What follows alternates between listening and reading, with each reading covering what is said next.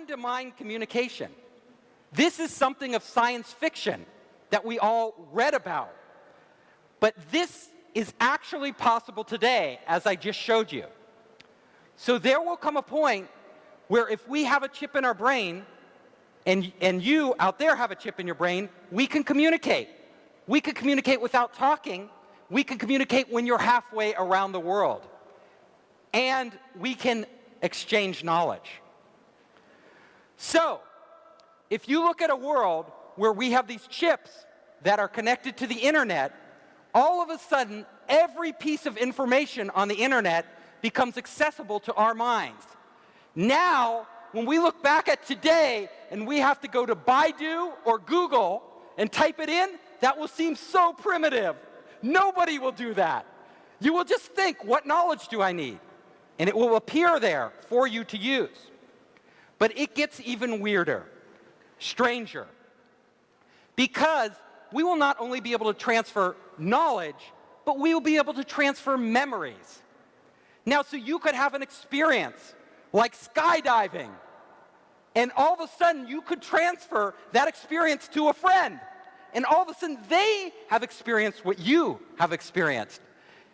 It gets even weirder, because we will be living our lives as our lives. We know our lives and our memories, but you will all of a sudden have access to anybody's life who wants to make it available to you.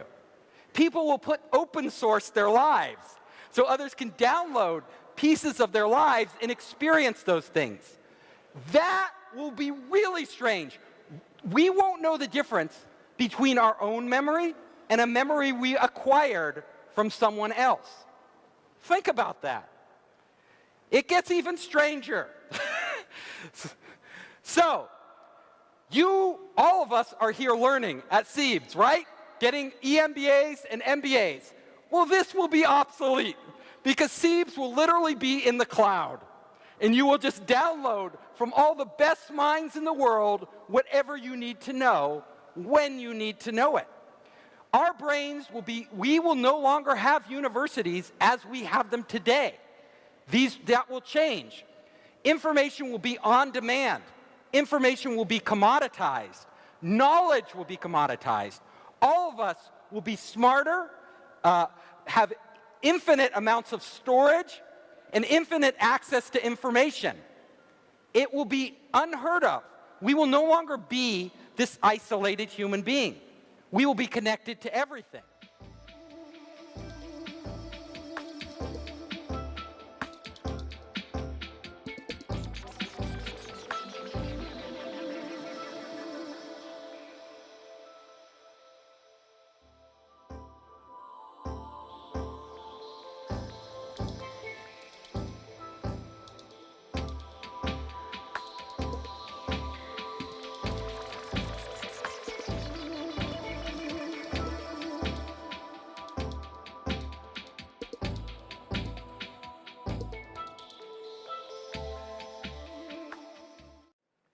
So, you can imagine not only will we be able to get knowledge, but we can actually have full experiences in our head. So right now we have these clunky VR units that we have to put on. But in the future, you can just download a whole environment and actually live in it. And all of you might think, this is not real. But do you know, every night when you dream, those dreams are real. No matter how fantastic your dreams are, they are real. You feel like you're really there. Our brains have that capability already built in. All it takes is the technology to stimulate and transfer the right images in our brain so our brain creates them, and then we will live like the difference between us dreaming and reality will be blurred. We will be spending a lot of time outside our bodies. So, think about this. You, as a human being right now, are trapped in this body. But once you are connected to the internet, you are no longer trapped in your body. You can actually be anywhere at any time that any other person or any other device is getting sensory information. So there could be a robot on Mars, and you could literally tap into the robot on Mars, and it would be like you're on Mars, it could totally recreate the experience, including the sensations, the physical sensations, like everything of you being on Mars. You can live through other people, your favorite pop star, your favorite scientist. You could be in Elon Musk's head right now, walking around doing what he's doing, if Elon Musk allowed you to do that. It gets so strange because our senses now, we have our 5 senses of our body. But suddenly, if we are connected to a world of intelligent machines and intelligent sensors all over, we will no longer have 5 senses. We will have access to hundreds of sensory input, infrared, right? All these UV, all these different types of senses that we never even experienced before. It will radically change how we perceive existence. So if you start to go down this path, you see, we won't even be, our life today will be totally alien to us. We will be living in a whole nother reality that is blending information, sensory information, data information, memories, all of this from all around the world in this vast internet. And that will and can happen. So let's go even further. Experiencing other lives. So all of us experience things in our life. But now we will be able to have many lives. You can have many lives because you can access other people in other places and live through them. And if you want to think about this, it can be almost like heaven. Why do I say this? Because if you study every major religion in the world, every religion, Buddhism, Christianity, Hinduism, what those religions promise us is that we will escape our bodies in the future. We will go to some heaven or nirvana or a state of non-being or a state of inclusiveness with everybody. No longer will we and our consciousness be confined to our bodies as an individual. In fact, if you look at us right now as a human being, if I feel pain, if I'm in pain, nobody else can feel the pain I feel. If you're in pain, I can't feel your pain. I can feel sorry for you, I can empathize with you, but I cannot feel your pain. But in this world, we will actually be able to feel the emotions of other people. You can actually not just transfer data and sensory information, but emotions. I would know your pain, you would know our pain, and human beings would never be alone. So, we will come to a point where we, as gods, like gods, will be creating our own reality.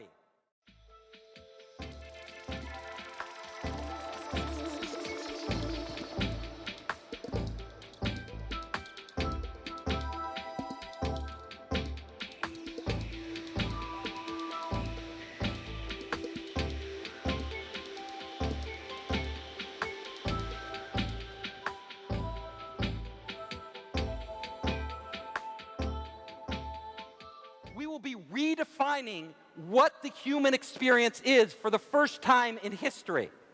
This can happen, and it will happen, but what we want to think about is this. Technology is really powerful. The internet, being connected, is really powerful, but we've already seen in a very primitive way, just with our cell phones, these primitive devices, how it can totally change our life. Like all of our lives are changed by WeChat. All of our lives are changed by the internet. Well, we are embarking on a path now where we will become the internet. The internet will become us. They will be inseparable. We'll have our storage and everything else all over the place. And when we do that, we have to understand that this is a big responsibility. It's something we as a society, we as the human race, must think about very, very carefully. Because imagine, people can hack your cell phone now. People can hack your computer, and it can be bad. They can steal your banking information, take all your money. They can steal your identity, but they can't really hurt you. In the future, though, if somebody hacks into your head because it's connected to the internet, they can steal you. They could actually steal you. They can implant memories in your head that you don't have. They could erase memories. They could control you in ways that you wouldn't even know you're being controlled. Is this scary?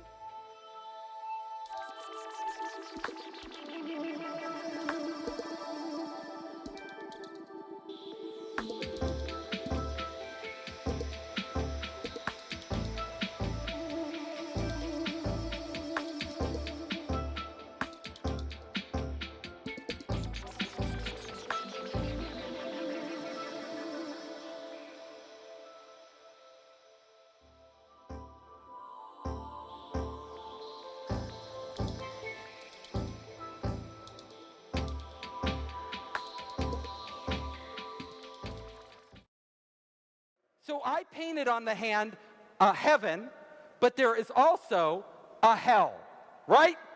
This is heaven and hell. We are on the cusp of this technology that is so powerful and has the potential to so radically transform our lives and our existence, and we have to be very careful about how we do this. We don't want people controlling us. So think about this. Think very carefully. Everybody in this room are very smart people. You're all highly educated. We are going to be making these decisions that lay the groundwork for this technology in our lifetime. And those decisions will affect the rest of humanity more than any decisions we have made in the past. This is the world's population growth over the last 15 years. We've just crossed the 7 billion mark. But if you look at internet penetration, in 2010, we had 1.8 billion people connected on planet Earth to the internet. Today, it's about 2.9. By 2022 to 25, let's call it 8 years from now, we're at a low estimate going to have 5 billion people connected, which means we're adding 3 billion new minds onto the global economy that have never been accounted for before. But that's the low estimate. Why? Because this guy at Facebook, with drones and satellites, wants to connect every single person on the planet. My friends at Google, with Google Loons and satellites and drones, want to connect every single person on the planet. Paul Jacobs, Richard Branson, Greg Weiler have just raised $1 billion to deploy OneWeb, a 648 satellite constellation, in the next 6 years to connect every single person on the planet.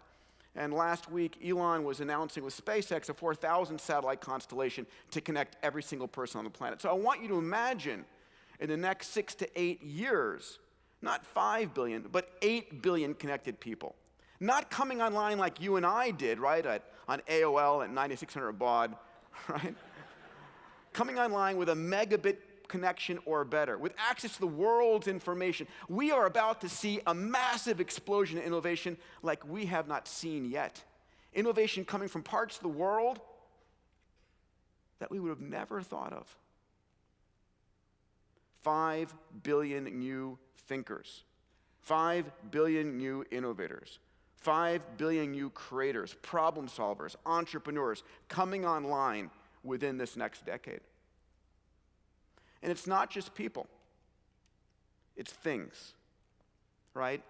Last year, we had 15 billion connected devices. By 2020, my friends at Cisco talk about the Internet of Things. The low estimate is 50 billion connected devices. And by the way, each one of these devices have a dozen sensors on them. We're talking about heading towards a world of 1 trillion sensors, where everything is being seen and measured and known.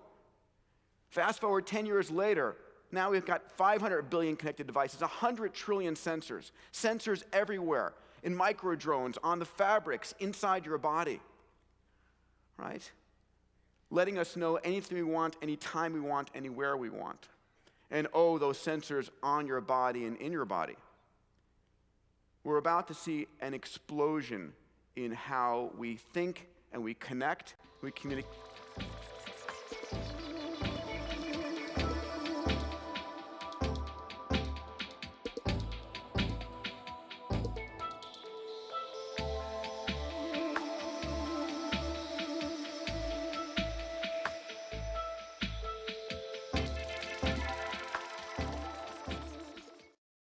companies right now, like Kernel, a friend of mine, Brian Johnson, one of our benefactors at the X Prize Foundation, one of my investors, has launched $100 million to be able to connect your brain to the cloud. Right? My friend Ray Kurzweil, your brain is a collection of 100 billion neurons with 100 trillion synaptic connections that make you, you, and me. Now, the last time we had an upgrade of the human brain was 2 million years ago, when we said our large prefrontal cortex sort of exploded and gave us language and art and the ability to think and think in similes in all of these different areas. But as we start to connect the brain to the cloud, we're about to see, for the first time ever, an explosion in human intelligence. Brian talks about, it's not AI versus humans, it's HI. It's the most important asset we can ever have. It's the increase of human intelligence. I love this copy of Time magazine, plugging in the brain into the cloud. But that 2045 is not a right estimate. From the companies I'm seeing, Ray's estimate is by the early to mid-2030s. So imagine when you need additional memory capacity or 1,000 times more intelligence, you can sort of like spool it up like your phone does on the cloud today. The report warns that new threats resulting from these scenarios could include the mass manipulation of groups through implanted or erased memories of political events or conflicts, while repurposed cyber threats could target new opportunities for cyber espionage or the theft, deletion, or locking of memories, for example, in return for a ransom. While the researchers say these kinds of scenarios are still 20 years away, they've called on cybersecurity companies, manufacturers, and healthcare companies to develop methods to prevent the possibility of attacks.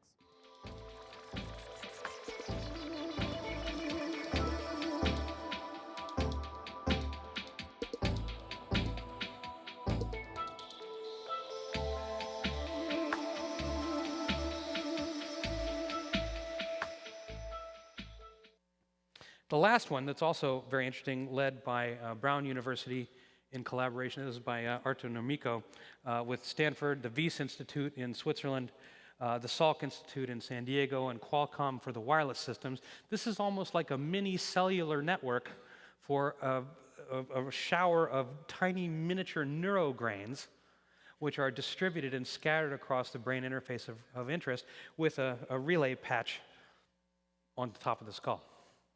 So this is miniaturized systems that have power delivery, backscatter-based low-power telemetry, and all of the neural sensing and stimulation technology isolated in individual grains.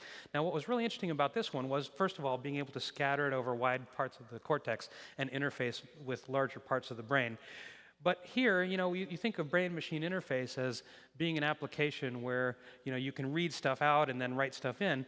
But here, you could have an immediate jump relay where if, for example, you've got schizophrenia, which we now can look at the physical underpinnings of the psychiatric disease and say there's a deficit in connectivity between two brain regions, we can make artificial neural links to connect disparate parts of the brain that have a missing component. So there's a whole series of things that we think we can both correct and possibly even enhance, improve the connectivity between parts of your cognitive processes. Kind of a tantalizing thought. So the great news, though, and really one of my stated goals coming into DARPA was that by creating this ecology and spending the last 3 years kind of getting the right people together, getting the right industries aware that they have a role to play and opportunities in this field, even though it might seem quite far off in the future, is actually moving incredibly fast, and we were very, very successful in getting very, very large companies to participate. We started the Neural Engineering Industry Group, and since we began the workshops and started this work and got the whole community together, a few hundred people participating across a couple hundred institutions, you've seen Neuralink and Elon Musk's investment of where he's talking about targeting $700 million of investment in this field. Kernel, founded by Brian Johnson, with $100 million. The Mental Typewriter by Facebook. Galvani Bioelectrics is the joint venture with $700 million from Google and GlaxoSmithKline. We have been successful in catalyzing what we see as a new Yeah. industry. Charlie Demergen, Semi-Accurate. Yeah. Have you or do you have any plans to test any of these implants on yourself? And if not, why not? That's a great question. Rev 1, probably not. There's a natural dynamic of risk-reward depending on what sort of a deficit you have. The early implants, require invasive surgery, and the FDA wouldn't even let that happen to someone unless there was a tremendous benefit to be earned for the risk. So the early people are the paralyzed, the paraplegic, the blind, and so on. But we do fully expect that every year they'll become more integrated, less invasive, and eventually non-invasive. And at that point, there's no FDA involved anymore, and you can imagine, in maybe 3 or 4, maybe 5 generations of having a general brain implant that's successful without a regulatory process.